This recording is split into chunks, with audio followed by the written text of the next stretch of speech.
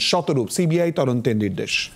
দেখুন, আমি বৈষ্ণব চ্যাটার্জিকে একটা কথা বলি, যেরকম রবীন্দ্রনাথের নোবেলের কোনো কুলকিনারা সিবিআই করতে পারেনি, তেমন আবার এই যে অনুজ পাণ্ডে ডালিম পাণ্ডেকে সিআইডি ধরেছিল বললেন, কেন ধরেছিল তারও কোনো কুলকিনারা আজ অব্দি সিআইডি করতে পারেনি। সাকসেস রেটের কথা যদি বলেন, আপনাদের পুলিশের সাকসেস রেটও পশ্চিমবাংলার মানুষের জানা আছে।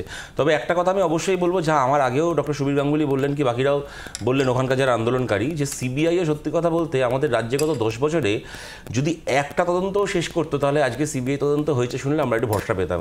কিন্তু এটা ঘটনা যে সিবিআই এর মতো অপদার্থ সংস্থা, মানে গত 10 বছরে তারা নিজেদের যে অপদার্থতা প্রমাণ করেছে, তাতে সিবিআইয়ের কাছে গেছে বলে আলাদা করে আনন্দ পাওয়ার কিছু নেই। অনেকের মতো আমরাও চেয়েছিলাম যে এখানে একটা বিচার বিভাগীয় তদন্ত হোক, কিন্তু যাই হোক না কেন, আমার মনে হয় সরকারের আজকে এই প্রশ্নটা নিজেকে করতে হবে, যখন এরকম একটা ঘটনা ঘটে, যে ঘটনার মধ্যে আপাতভাবে কোনো সিপিএম, তৃণমূল, বিজেপি, কংগ্রেসের ব্যাপার নেই, যেটা কোনো রাজনৈতিক সংঘাত বা সংঘর্ষের ঘটনা নয়, একেবারে একজন ব্যক্তি মানুষের প্রতি একটা নৃশংস অপরাধ, সেইখানেও সরকারের ভূমিকা, পুলিশের নিরপেক্ষতা নিয়ে মানুষের মনে, আজকে যে ভিকটিম, তার পরিবার, তার সহপাঠীদের মনে, বৃহত্তরভাবে সমাজের মনে এই প্রশ্ন কেন থাকবে পুলিশের এবং সরকারের নিরপেক্ষতা নিয়ে? তাহলে সরকারকে আমরা কোন চোখে দেখি?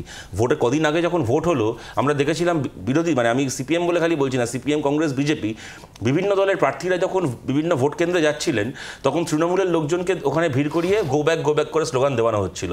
ওটা ছিল একটা অর্গানাইজড গো ব্যাক স্লোগান। গত 3-4 দিন ধরে আমরা দেখছি কোনো অর্গানাইজড নয়, অর্গানিক গো ব্যাক স্লোগান কাকে বলে, যেখানে তৃণমূলের এই স্বর্ণকমল সাহা থেকে শুরু করে, জাভেদ খান থেকে শুরু করে বিভিন্ন তৃণমূল কংগ্রেসের নেতামন্ত্রীরা গিয়ে কোনো রাজনৈতিক দলের কাছে নয়, সাধারণ ছাত্রছাত্রীদের কাছে, আরজি করে ডাক্তারবাবুদের কাছ থেকে গো ব্যাক স্লোগান শুনে মুখে চুনকালি লাগিয়ে ফেরত আসছেন। এবং দেখো, আজকে আমাদের নিরপেক্ষতা নিয়ে প্রশ্নটা উঠবে কেন? মমতা বন্দ্যোপাধ্যায় বলেছিলেন ডবল চাকরি দেবেন। সত্যি একদিনে পশ্চিমবাংলার ডবল চাকরির নমুনা দেখলাম। সন্দীপ ঘোষ দুপুরবেলা চাকরি গেল, বিকালবেলা নতুন চাকরি হয়ে গেল। এই যদি সরকারের একটা ভূমিকা হয়, যে লোকটা ধিকৃত, যে লোকটা নিন্দিত, এত বড় একটা অপরাধ সামনে আসার পরে যে লোকটার প্রথম স্টেটমেন্ট হচ্ছে মেয়েটার দায়িত্ব জ্ঞানহীনতা হয়েছিল, মেয়েটা ইরেসপন্সিবল ছিল, কেন একা সেমিনার রুমে থাকতে গেছিল, এরকম একটি ধিকৃত, নিন্দিত লোক, যে কিনা সামাজিক চাপে দুপুরবেলা নিজে পদত্যাগ করতে বাধ্য করলো, বিকেলের মধ্যে তাকে মমতা বন্দ্যোপাধ্যায় এসে তাকে আবার একটা প্রাইজ পোস্টিং দিয়ে দিলেন। এরপরে মমতা বন্দ্যোপাধ্যায়ের পুলিশের নিরপেক্ষতা নিয়ে প্রশ্ন উঠবে না? আজকে যে কথাটা এখানে বলা হলো, এটা ক্রাইম সিনকে ভাঙা হচ্ছে।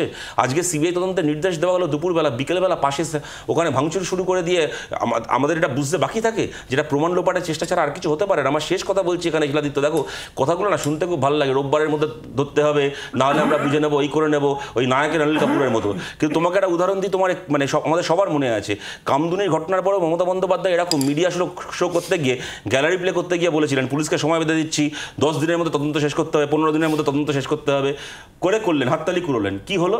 এমন তদন্ত করলো পুলিশ, তখনকার মতো কিছু লোককে গ্রেপ্তার করালো। এই যখন বৈষ্ণব চ্যাটার্জি বলছেন না যে একজন গ্রেপ্তার হয়েছে, গ্রেপ্তার করা হলো। তারপরে কি হলো? এমন অপ্রতুল প্রমাণ যে একটা সময় আদালত বাধ্য হলো তাকে রিলিজ করে দিতে, এবং সেখানে জাজ যিনি, তিনি আক্ষেপের সঙ্গে বললেন যে আমরা শাস্তি দিতে চাই, কিন্তু পুলিশ আমাদের কাছে তদন্ত করে যা প্রমাণ এনে উপস্থিত করেছে তাতে আর শাস্তি দেওয়া যাচ্ছে না বলে একজনকে ছেড়ে দিতে বাধ্য হলো আদালত। সুতরাং ওই হাততালি পাওয়ার জন্য রোববারের মধ্যে তদন্ত শেষ করতে হবে, নাহলে আমি সিবিআইকে দিয়ে দেবো, এইসব বলে সস্তা হাততালি পুরনো যায়, কিন্তু পরিণতি হয় কামদুনির মতো। এই উদাহরণও আমাদের সামনে রয়েছে। অশোকদা, দেখুন, প্রথম কথাটা হচ্ছে যে আর সবাইয়ের মতন যেটা আমরা সবাই চেয়েছিলাম যে একটা বিচার বিভাগীয় তদন্ত হোক এই ঘটনার। এখন সিবিআই তদন্তের সাকসেস রেট নিয়ে অনেক রকম প্রশ্ন পশ্চিমবঙ্গে বারবার করে আসছে, সেটা নতুন করে বারবার করে বহু একটা চর্চিত বিষয়, আমি আর সেই বিষয়ে যেতে চাইছি না। কিন্তু ঘটনাটা ঘটছে এই জায়গাটাতে যে শুধুমাত্র একজন মানে চিকিৎসকের প্রতি নারকীয় ঘটনা, ব্যাপারটা এখানেই এই খানটাতেই সীমাবদ্ধ নেই। আর যে মানুষটা বহু নিন্দিত হলেন, বহু ধিকৃত হলেন, ভাবুন যে কথাটা বলছিলেন যে কেন একজন সেমিনার রুমে থাকবেন, মানেটা কি?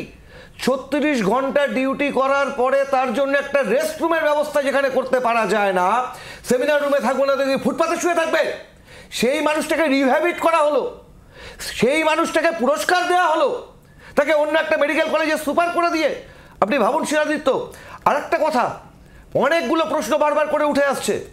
সিভিক ভলেন্টিয়ার একজন, কি পুরো নির্দেশ আছে হাইকোর্টের, একজন সিভিক ভলেন্টিয়ার কোন কোন কাজ করতে পারবেন, কোন কোন কাজ করতে পারবেন না। অবাধ গতিবিধি তার হাসপাতালের ভেতরে, করিডোরের ভেতরে। কোথা থেকে এই সাহস আসে? আমরা তো কেউ বলছি না এই ঘটনায় তৃণমূল জড়িত, কেউ বলছে না কংগ্রেস, সিপিএম, বিজেপি, তৃণমূলের কথা, কিন্তু প্রশ্ন হচ্ছে যদি কাউকে আড়াল করার প্রবণতা থাকে, বারবার করে প্রশ্নটা উঠে আসছে, কোন জায়গায় গিয়ে দাঁড়াচ্ছে ব্যাপারটা? শুধু এখানেই শেষ নয়, আমি যে কথা বলতে যাব, আগামীকাল কলকাতা জুড়ে রাত্রির বেলা, মধ্যরাতে, ঠিক স্বাধীনতার আগে মহিলারা ডাক দিয়েছেন কলকাতার বিভিন্ন অঞ্চলে, শহরে মফস্বলে পর্যন্ত হবে, সব জায়গায় ম্যাক্সিমাম জায়গায় হচ্ছে কি রাতের রাস্তার দখল নেবে মহিলারা। মানেটা কি? মানে এই রাজ্যের মহিলারা ভাবতে শুরু করেছেন তাদের নিরাপত্তাটা কারোর দয়া দাক্ষিণ্যের উপরে আর নির্ভর করবে না। কত ভয়ঙ্কর জায়গায় চলে যাচ্ছে। সেইখানে দাঁড়িয়ে আজকে যখন আমরা মানে আমি তো মনে করি মহিলাদের এই লড়াইটা একটা ক্লাস স্ট্রাগলের দিকে চলে যাচ্ছে, অন্তত বাংলার মহিলারা এটা রিয়েলাইজ করতে পেরেছেন বলে এই ডাকটা দিয়েছেন আগামীকালের জন্য। বাংলার আওয়াজ, বাঙালির আবেগ, জি 24 ঘন্টা।